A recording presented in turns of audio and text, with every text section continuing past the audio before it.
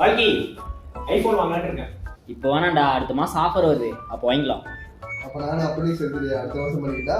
டேய், யாராவது சர்ஜரி அடுத்த மாசம் பண்ணுவாங்களாடா? வாய்ப்பு இல்லை சார். இதுதான் ஹெல்த் கேர் செக்டருக்கும் ஹாஸ்பிட்டல் ஸ்டாக்ஸ்க்கும் ஒரு பிக்கெஸ்ட் ஸ்ட்ரென்த்தே. அப்போ மார்க்கெட் கிராஷ் ஆனா கிராஷ் ஆகட்டும், எக்கனாமி ஸ்லோவானா ஸ்லோ ஆகட்டும். அப்ப ஹாஸ்பிட்டலே போகலன்னா நீ போயிருவ. டேய், ஷாப்பிங் எப்போ வேணாலும் போகலாம், மூவிக்கு எப்போ வேணாலும் போகலாம், ஏன் மால் கூட எப்போ வேணாலும் போகலாம்.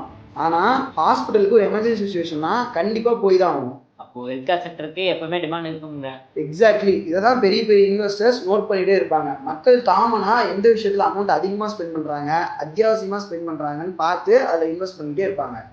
ஏய், ஹெல்த் கேர் செக்டர், ஹாஸ்பிட்டல் ஸ்டாக்ஸ்னா இது நிறைய இருக்குது. எதை நான் வாங்குறது? இது எது நல்ல ஸ்டாக்கு, எது ஃபண்டமெண்டலாக குட் ஸ்டாக்கு, எது எந்தெந்த ரேஞ்சில் வாங்கணும்னு போய் தெரிஞ்சுக்கிறதுக்கு கரெக்டாக ஒரு பிடிஎஃப் போட்டு வச்சிருக்கேன். கமெண்ட்ஸில் வேணும்னா பிடிஎஃப் டைப் பண்ணுங்கள், ஒரு பிடிஎஃப் ஆட்டோமேட்டிக்காக வந்துடும். இன்னைக்கு நம்ம ஆர்கா ஆப்ல ட்ரேட் பண்ணி மொத்தம் 5% ப்ராஃபிட் பண்ணியிருக்கோம். நீங்க அதிகமாக நம்ம வீடியோ ஷேர் பண்ணீங்கன்னா, எவ்வளோ ஷேர் பண்றீங்களோ அவ்வளோ கேபிட்டல் வச்சு ட்ரேட் பண்ணி டெய்லியும் உங்களுக்கு அப்டேட் கொடுத்துக்கிட்டே இருப்பேன்.